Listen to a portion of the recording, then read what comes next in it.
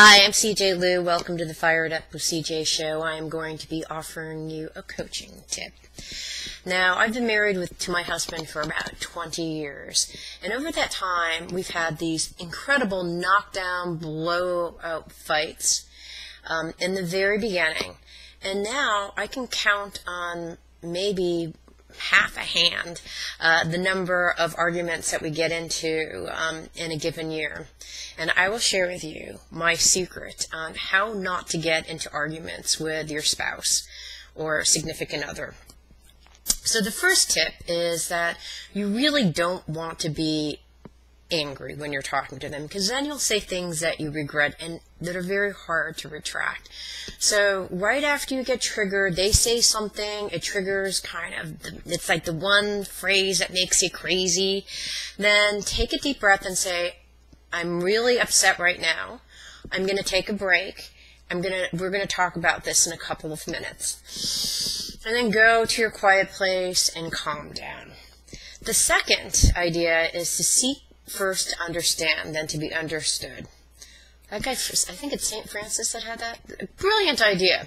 So I'm going to actually teach you how that's done. And I know this because I used to mediate in the courts in the city of Seattle, and I would mediate small business claims between people. And I saw so many instances where people just didn't understand each other. They first wanted to be understood. So here's what you do. Let's say you're arguing with your spouse, say taking out the garbage, for example. And so maybe what you could do is, instead of just like, will you take out the garbage? I'm so sick of you, just, instead say, let's talk about the garbage. Here's how I feel. Let's talk about the garbage. Why don't you start first? So have your partner talk about everything they feel about the garbage. I hate being hounded. When you want to take out the garbage, it seems like immediately.